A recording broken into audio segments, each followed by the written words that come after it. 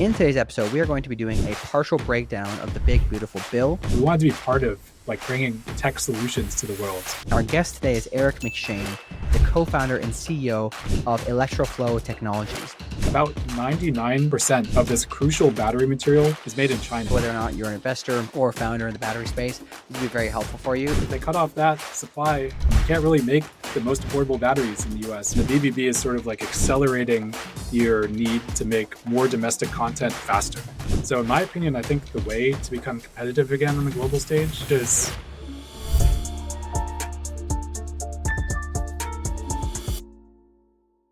Hey everyone, welcome to another episode of Clean Techies, the #1 podcast for climate tech founders and investors to learn from other climate tech founders and investors. I'm Silas Maynor, clean tech headhunter at Earth Tech Talent, and today I will be your host. So in today's episode, we are going to be doing a partial breakdown of the big, beautiful bill. Really rolls off the tongue, doesn't it? We're actually going to be breaking down specifically the part of it that pertains to battery production in the US. And our guest today is Eric McShane, the co-founder and CEO of Electroflow Technologies. And the reason we're having him on is he had put together a really nice Substack article called The One Big Battery Bill, which is a bit of a play on the bill name, obviously. And the reason he put that together is he actually found that there's a lot of the things that people were worried about, the credits that we were worried about getting axed, have been slightly adjusted where they'll still be there, but there's a lot more scrutiny on where the minerals come from for battery production if they're going to qualify for the credit. So a lot of these tax credits, in short, I won't spoil the episode, but a lot of them are not going to be applicable unless the material, the content of the batteries is mostly domestic. So meaning from the US or from specific trade partners. So what we do today is we kind of break down that article in a podcast format so that anybody listening can understand. So whether or not you're an investor or a founder in the battery space, this would be very helpful for you. If you do prefer to read, I will link the Substack article in the comments as well, so or in the description. So feel free to read it as well. But it is a really interesting episode, and it's worth noting that just what he's doing and what Electroflow Technology is up to is they have developed a unique method of separating lithium from brine sources, even sources that are not highly concentrated. So typically you need a highly concentrated brine source to be able to get the lithium out. They can do it with a very non-concentrated source still efficiently. And on top of all this, their output is actually a product that is very high quality. If I understand correctly, enough high quality that it can go straight into battery production without further processing. Whereas usually they kind of elevate the mineral to an extent, which then requires further processing before it can go into the actual battery production. So that's what he's up to. Obviously, he has a vested interest in seeing this work out, but he did a lot of really great research, and I thought it was very important that we share this. So I'm sure you're going to enjoy the episode. Without any further delay, let's get into it. All right, Eric, welcome to the podcast. How are you doing today? Hey, good. How are you doing, Silas? I am fine as frog hair, and I can say I'm probably a little bit jealous of the weather you have because I was just in that area. I got back yesterday. So how are things in Stanford area? Pretty good. Yeah, as you said, the weather's kind of the same every day, always really nice. Yeah. And yeah, we just moved into a new facility as well within the area. So we're pumped about that. It's been a time of a lot of change. Yeah, man, it's really cool. I mean, I had obviously been a big fan of tech for a long time, but I took my first trip to the San Francisco and Silicon Valley area, and I was just enamored, man. I was like, this is where all my legends, the people I've looked up to have walked and have treaded before me, and I'm super grateful to be there. So I can imagine, being able to soak in that aura every morning is probably nice. But we won't delay too much in the intros here and talk about the weather. We'll talk about weather in other ways today. Give us a quick intro before we get too far into it about who you are and what you're working on today, and then we're going to go into this big battery bill article that you wrote. Yeah, sounds good. I'm Eric. I'm a scientist by training. Did almost 10 years of academic research, actually, starting in undergrad and then going all the way to a postdoc. Broadly, I was researching batteries. So my first research position was trying to find better battery materials. Next research and PhD was really finding out why fast charging of batteries is so hard and what degradation modes there are during fast charging. And then really did love that. I fell in love with the research aspect of batteries, and I went to do a postdoc thinking I would continue doing that kind of forever. I would go be a professor right after the postdoc. But instead went over to Stanford to do my postdoc and quickly changed my mind. Within a couple months of getting there, I learned for the first time kind of what entrepreneurship was. Sounds silly, but I really didn't know what a startup was or what being an entrepreneur was. But you get to Stanford and you're quickly enthralled by that sort of stuff. And it caught me as well. It caught the Stanford entrepreneurship bug. I was lucky to meet my co-founder over there, who is a chemist by training. I'm a chemical engineer. And we just hit it off so well. Like you're saying, Bay Area, you get to see like the future before it's the future already. Like all Hmm. these EVs going around, like everyone doing cool AI stuff. And we wanted to be part of like bringing tech solutions to the world.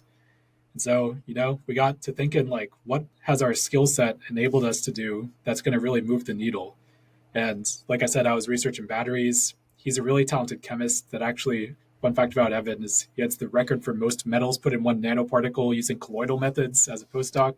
So suffice to say, he's pretty smart. And we were like, where can we apply this knowledge we've gained? And converged on sort of a problem within batteries, but one that we thought wasn't getting enough attention at the time. It's the lithium problem Hmm. originally. It's like we know we need a lot of batteries, but like what's like holding it back? Why aren't there more EVs on the road already or batteries on the grid? And we came to the conclusion it was kind of the materials that go into battery that are limiting. You need enough materials at a price point that makes sense to make a lot of batteries. So they didn't teach like lithium mining 101 at Stanford, unfortunately. So instead of that, we were like, let's like find whatever information we can. We wanted to learn about it. So we kept sharing like podcasts and YouTube videos with each other after work every day and just learned as much as we could. Yeah, I've turned into like a voracious like YouTube watcher. Not much of a reader, but at least YouTube watchers I can go through a lot. Yeah. Yeah, and so now like at Stanford, we like didn't have so much time beyond our like normal projects to work on it, but we at least like looked into it and developed like a tiny prototype for what we thought it could be. And now we spun out the company in late 2023 and been at it for a little less than 2 years, and it's been an awesome journey. So hopefully that gives a place to start. And I'm happy to talk through more about our journey as well. Yeah, absolutely. No, I think this is really good. So, in general, kind of not necessarily planning to be an entrepreneur, but really influenced by Stanford and decided to kind of work in the area that you had a lot of expertise in at that point, which is in the lithium space, which is a very interesting topic, obviously, today. So, I'm going to try to frame this properly. So, we're recording this on July 15th. This should come out this week, actually, so it shouldn't be too far, too leggy.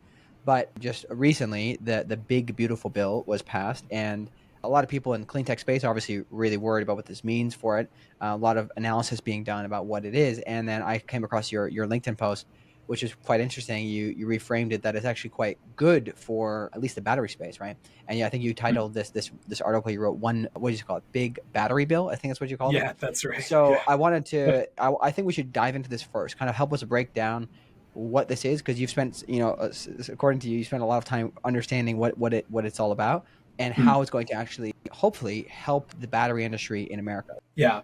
I think it's a very important bill. I think it was widely criticized as sort of hindering renewable energy deployments, which, may be the case a bit, like it's going to slow down like solar and wind deployment, for example. But it's a forcing function, at least in the battery space, to build battery capacity. And that means like the full stack of battery capacity from the raw materials all the way up to the battery cell in the US. Because otherwise, we're going to be entirely dependent on the folks who can actually make the materials that go into batteries elsewhere, and they can cut off that supply at any moment. So just I dove really deep into it because, it affects the space we're working in, and Hmm. I'm always interested in this stuff. And about 99% of this crucial battery material called lithium iron phosphate or LFP is made in China as it stands today. And that's the material that is going to enable these mass market batteries for the future of all the applications of batteries, whether it's EVs, grid storage, drones, robots, you name it. And that's not a good place to be. 99% is a big number. And if they cut off that supply, we can't really make the most affordable batteries in the US. We don't have the materials to do it. And the big, beautiful bill, or as I call it, the big battery bill, because of this, is going to force the US to actually build a self sufficient supply of every material that makes up the battery. So that starts from like the lithium chemical, then making the electrode material, LFP, to making the battery cells, etc. So I think it's extremely important that we actually do become self sufficient in making batteries because there's, national security implications, among other things. And yeah, that's why I titled it the Big Battery Bill, and happy to dive into that a bit more. Yeah. So break down, I guess.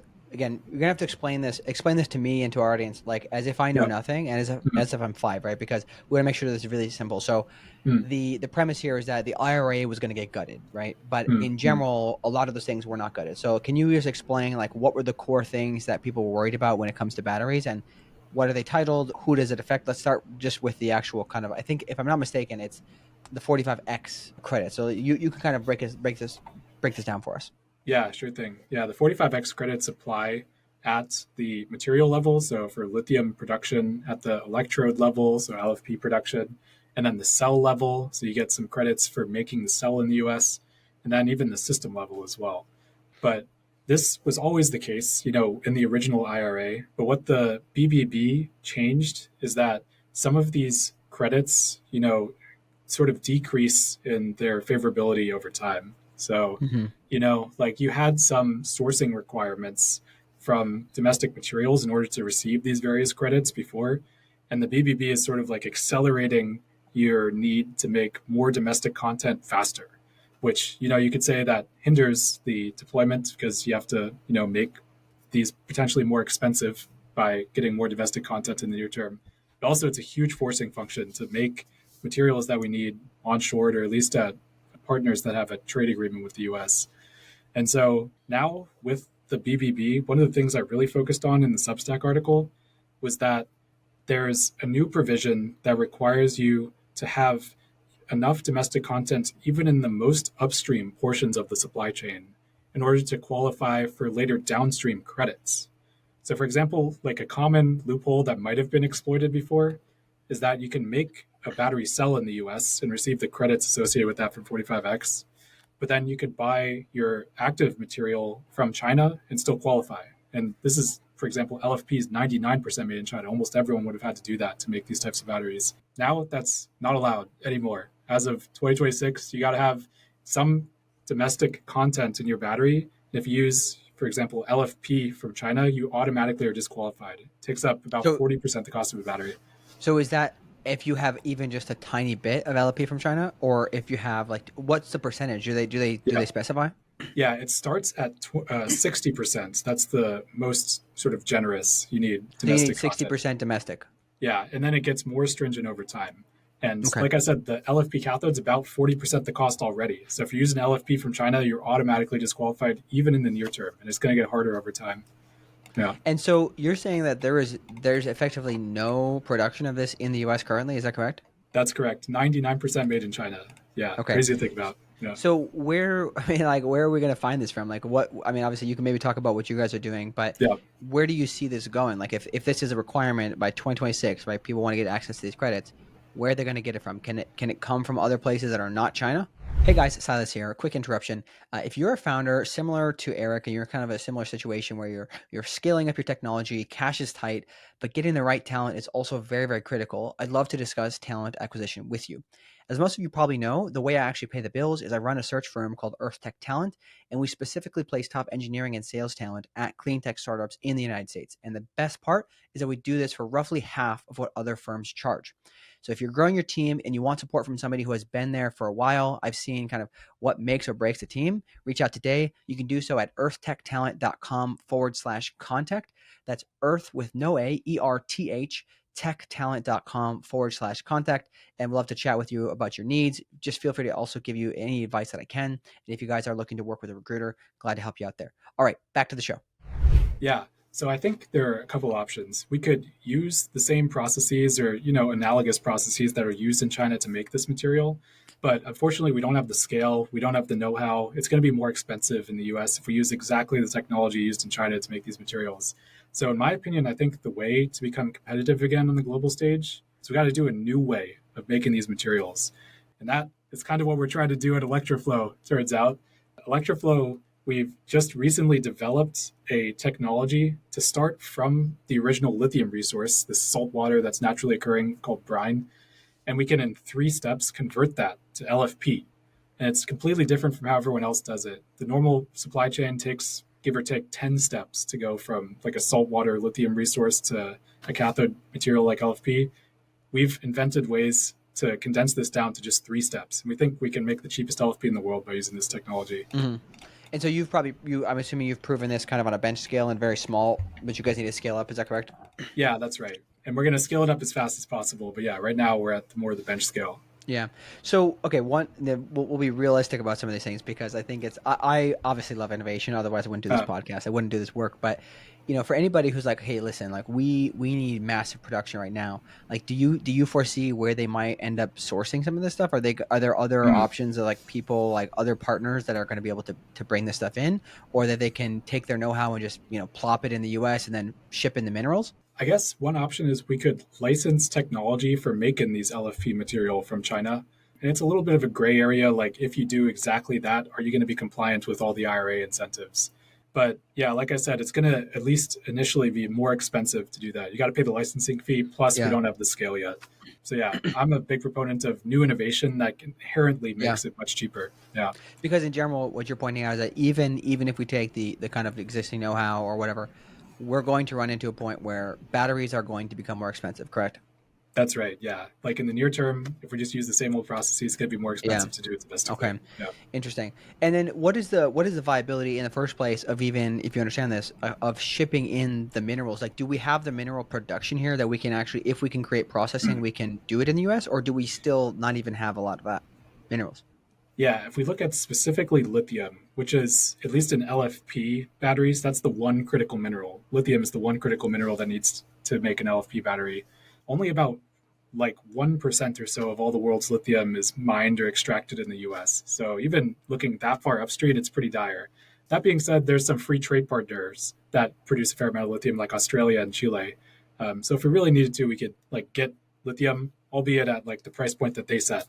But really, yeah, the key bottleneck is that LFP production step. 99% of it's made in China. So we need to figure out ways to do that better. Do you foresee any, and again, I'm not exactly the most well versed when it comes to lithium, but I thought that a lot of it is driven by the price of lithium, kind of similar to oil and gas. That's Like, right. if the price of oil is very high, more people will invest in it. If the price of lithium is high, more people will invest into processing it or mining it. Do you foresee this kind of push ending up pushing that price up to then bring in more investors? Yeah. They often, so one saying is like the solution to high prices is high prices, or similarly, low prices is low prices. So, as you've probably seen, lithium prices have been extremely volatile in recent years, Hmm. got up to about like 10x higher than it currently is today just a couple years ago, and then it dropped right back down. My guess is it stabilizes somewhere in the middle of those two values, but we'll see about that. So, like the price is going to be what it's going to be. It's going to be volatile along the way because we need to scale that supply chain up, like by our estimation, like 40x in the next, say, 15 years. So we'll take the price as it is. But yeah, we need to have some ability to make these materials for ourselves to be Hmm. self sufficient. Yeah. And then Yeah. surrounding out your understanding of the BBB, who can you just kind of really clarify who are the people who can still take advantage of this credit? Is it anybody who's processing, creating cells, or creating kind of packaged up batteries? It's so as of right now, there are a lot of battery cell producers, or at least aspiring battery cell producers, trying to put factories up in the U.S. And they were maybe banking on their ability to just get the raw materials for the battery elsewhere and then continue getting the credit. But that's changed. Like that has clearly Hmm. changed with the big battery bill. So they're going to need folks that can produce these materials ex China. And yeah, it remains to be seen how they do that. They can work with us, shout out, or they could find any non-China producers that are up and coming that make these materials as well. Hmm. Yeah. Okay. Yeah, Got it. So anybody making those pieces. Okay. Got it. yeah, Interesting. Yeah. I do wonder the implications. Obviously, like, you and I are probably both very like pro, like, hey, let's build stuff again in America. But totally. I wonder to what extent the existing infrastructure investment that was happening in the battery space is going to be like, oh shoot, like we have to reconsider our investment in the first place because of how much more expensive it's going to be, and can we, feasibly get that further upstream supply and still, qualify for the credit? So that'll be very interesting Yeah, to see. yeah, Um, totally I agree. I do wish that it would have been. I mean, obviously, this is good news that we're not looking at complete gutting of everything, but it would be nice if there was a little bit more, less disadvantage to the industry, right? But you and I are on the same page in that. Yeah, I don't think the Trump administration is, unfortunately. So now let's, yeah, thanks for breaking that down for us. I sure, appreciate the perspective and having done the research on that. It's something I was not necessarily interested in doing, so I'm glad to have you do that. Let's talk a little bit more about your technology, right? So, sure. and just kind of break it down again very simply. How does this work? It sounds like you guys take brine in and you extract the lithium and it comes out, but just walk us through this process. Sure thing. So, first, what's a brine even? Some people aren't necessarily familiar with that term. A brine is just like a very salty water. And you could argue maybe the ocean is a brine. It's not particularly salty compared to some other brines, but that's one type of brine. The brines we work with are more like these subsurface brines that are just naturally occurring. And they're located really throughout everywhere, including the US. And a lot of, for example, oil operations, they pump out oil from the subsurface, and a lot of the water subsurface brine comes with it. So a brine is just a salty water. We use these salty waters to extract particular minerals. In our case, we extract lithium from these salty waters. Some of them have a decent amount of lithium, it turns out. And we've developed technology that's really good at extracting lithium from these saltwater brines. In our particular technology, we send the brine through an electrochemical cell, actually, that kind of looks and operates a lot like a battery, it turns out, because batteries are good at shuttling lithium around. And it goes through the electrochemical cell, takes out the lithium, and in that same step converts it to a battery ready lithium chemical form. And Okay.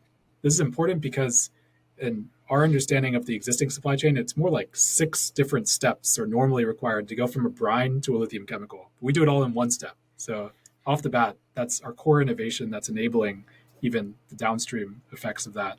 And is that important because the traditional method is just so much more capital intensive to buy all the machinery and to run the operations of that? Is that the kind of the core reason why it's, hey, even though it's 6 steps, it's still just not efficient compared to what we could do?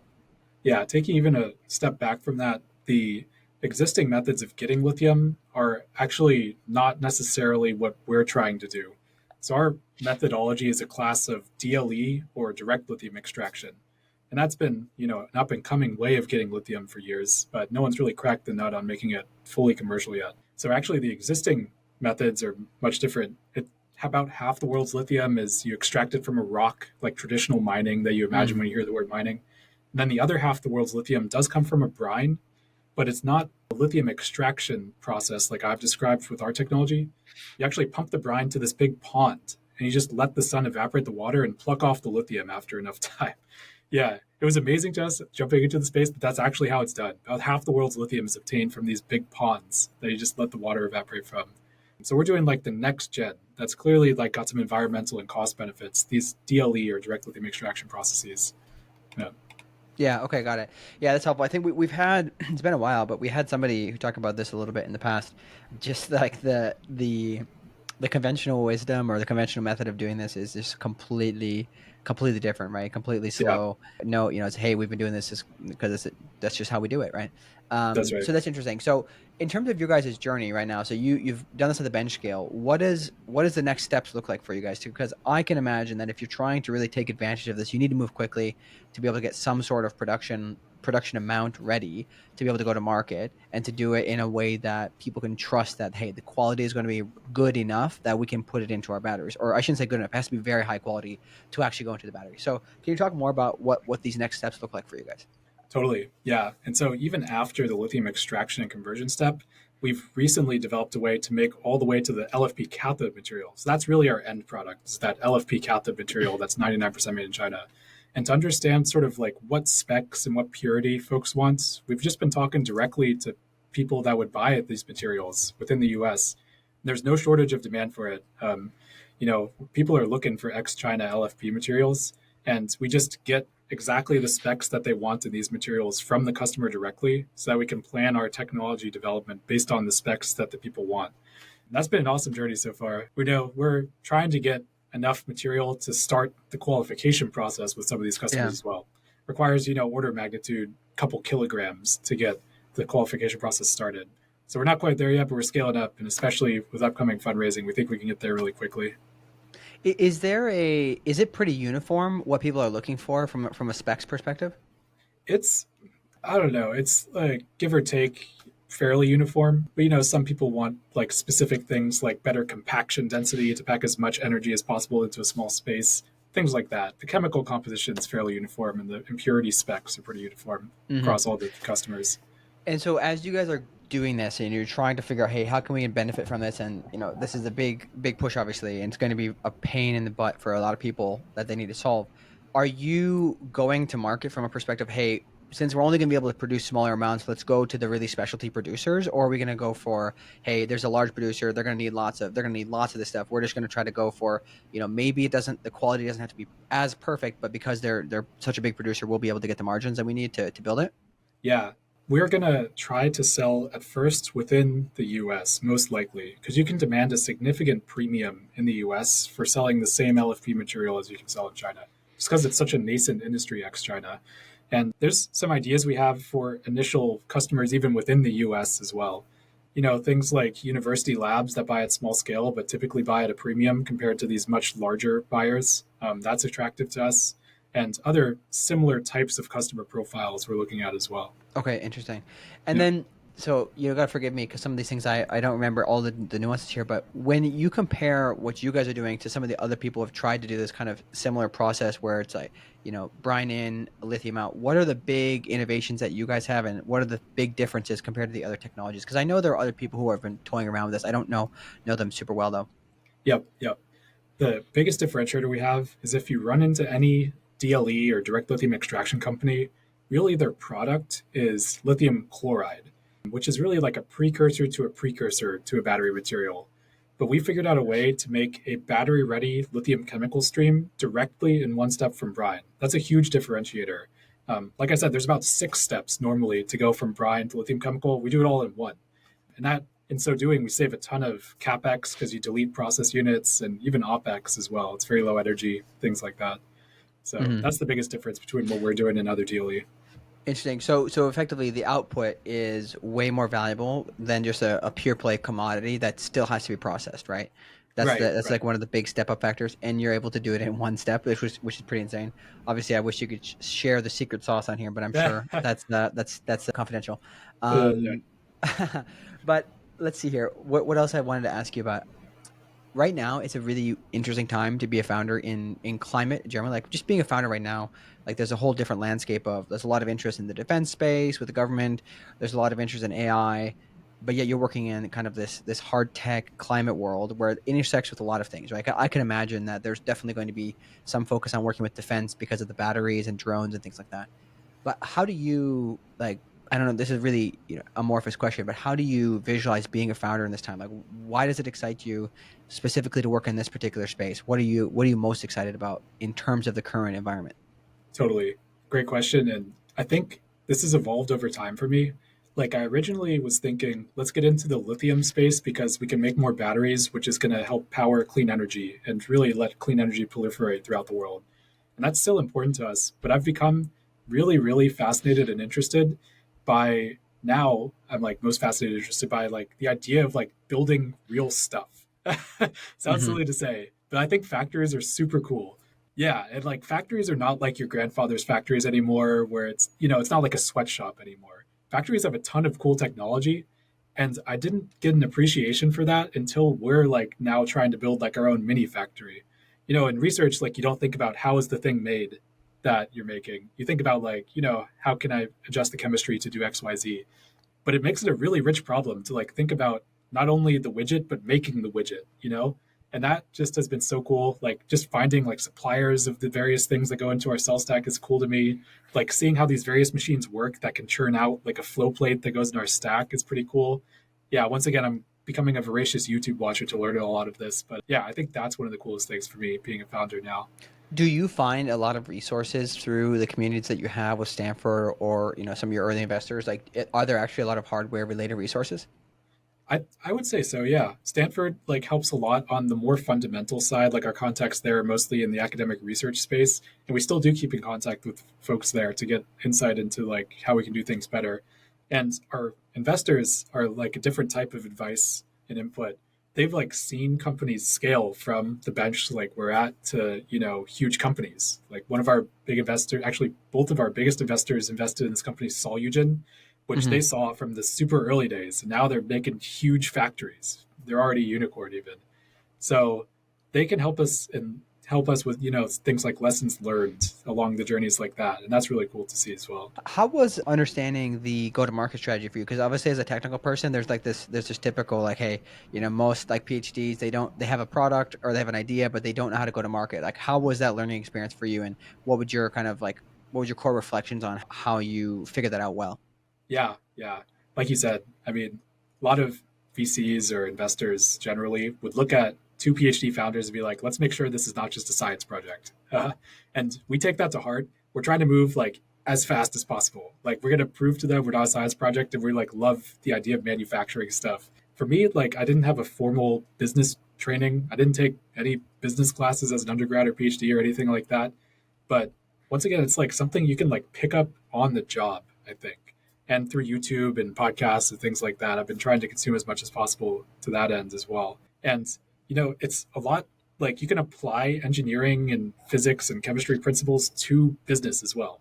Like it's an optimization in the end. Like how quickly can you get it to market, what's your margin, and then you can run the numbers. Like it's like an engineering exercise sometimes more so than it's just Mm, like a gut feel. And that's how I've kind of approached it. Like an engineering perspective on the business world has, I don't know, at least been different, maybe better than yeah. how some people to run their businesses. Yeah, I mean, I was going to say, because I just wanted to commend you on it. It seems like you have a relatively good understanding of kind of the ways that you could go about this, right? Where some people would, at least in this stage, be pretty like oblivious to some of those items, right? So I was just Hmm. going to give you kind of a pat on the back there because Thanks. it's a pretty good approach to it. Um, Very cool. Well, I think we've covered a lot of the core things I wanted to run through. I am curious if you guys have any particular objectives in the future, whether or not you plan to actually license out the technology to other people. Are you looking to build factories? Like, what is your dream for this? And the reason I ask this question is I am very interested in seeing companies be built that will be the powerful companies that run the world in the future. I don't want to see the same old companies that are powerful now and running the world now in 100 years. So what do you guys think is your kind of your dream goal there? Yeah, I am, like I said, pumped up about building factories. So you're going to hear a lot of advice that's like, oh, it's so capital intensive, whatnot. But I think that is like where our core competency lies. We have a team of like almost all engineers and chemists, and that's what we love doing. Like we love like building technology. We want to see it go from the lab to like the real world. So we're going to continue building factories that churn out our core technology. In the long run, you brought up licensing. I think licensing probably makes sense. If a brine owner wants to extract lithium and make cathode materials from their brine, like we'll do a couple of those projects ourselves, like be the operators of the machine. But once we prove it works on a couple of brine resources, it does make sense, we think, to license out the technology in the future. It's a little bit capital light approach to getting a Hmm. similar outcome of more cathode and more lithium. So yeah, that's kind of how we see our trajectory going. Pumped about factories, pumped about getting this technology in the real world. Yeah, absolutely. I forgot to ask you about this too. Is are there plenty of sources? You mentioned that not a lot of it of the lithium is coming from the U.S. now, but are there plenty of sources in the U.S. that we can get lithium from, assuming we can, Mm. actually go to do mining or to find ways to pump the brine out? Yeah, there is plenty of lithium. The problem is always like what concentration is the lithium present in these brines? And yeah, existing technologies, just for numbers, you'd kind of want like 200 to 400 parts per million lithium to make it a viable project. But we're able to go down to more like 20 or 30 parts per million. So a factor of 10 different. And that opens up, by our estimation, like many billions of dollars of lithium that's just sitting there idly right now in the US that's just untouched. Maybe it's used for like geothermal or oil operations or something, but that same brine is, but not for lithium yet. Interesting. So you're saying that the lithium brine resources that are there, a lot of times they're not touched because they're not good enough, because they're not like concentrated enough. It just doesn't pencil. Yeah, it doesn't pencil with existing technology, but we think we can change that once we reach scale. Interesting. And maybe we could go into this a little bit more in detail here. Are you able to basically in theory, build these facilities at the place of extraction? And what's it going to be like in terms of energy intensity to get electricity there to actually, keep those operations running? Yeah, we're gonna make our contraption, so this electrochemical cell, in a warehouse. Currently, our warehouse is in California. Ultimately, we might go somewhere like Texas or Nevada to make them in huge scale. We'll put them in shipping containers and send them out to the brine site. So that's how we achieve sort of rapid distribution and make our modules like amenable to distributing like that in shipping containers. And then, in the early days, we'll probably operate the machinery ourselves as well. So we'll go out to the brine site with, one or two folks to make sure that it's operational all the time. And that's how we're going to reach scale quickly. Going to pump out the modules in the factory and then bring them out to the brine sites where the lithium is. And is this a continuous process, or is it going to be something where it's like, hey, we load up the cell and then we have to undo it, or like empty it out? Yeah, it's a continuous process, but you make sure that you have some oversight to make sure it's running smoothly, like sample Hmm. the lithium content every now and then, things like that. Hmm. Interesting. Yeah. And so, what is the energy intensity of this product in general? Because if you're going to be putting these out Mm. in the field, like, will you have to, have battery backups, like, to keep it running continuously? Like, what's your thought process there?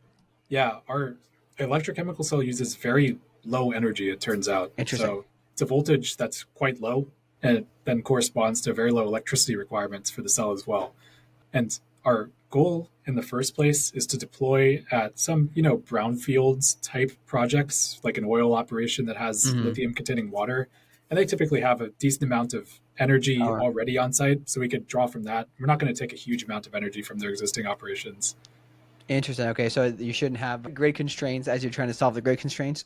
That's right. Yeah, no, that's a good point. Yeah. We've optimized around this too. We're not trying to be an energy hungry process. Yeah, that's important to us. Yeah, it's pretty fascinating. I do see some. I mean, some really interesting things the way you guys have built this. Again, I don't mean to be patting you on the back too much, but it seems like it's All it's good. relatively well thought out. Maybe you got some good advisors there, right?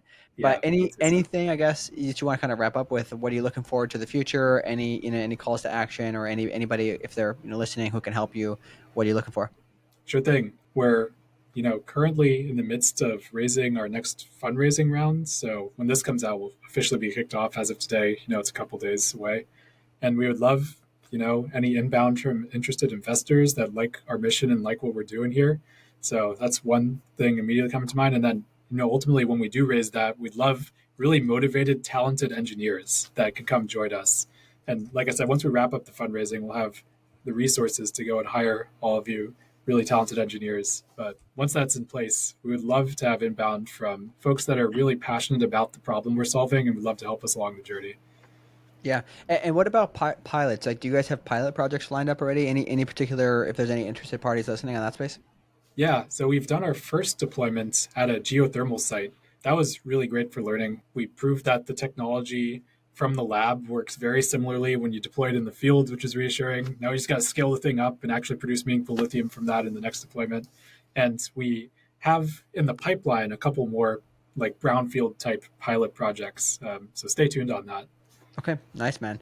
Well, again, I really appreciate you coming on the pod. Appreciate you breaking down this. I'll link the Substack post that you made as also for the people who like to read. I'm not one of them. I like to listen or That's watch. right. But yeah, I appreciate you coming on, man. I'm looking forward to seeing what you guys do in the future. And this has been great.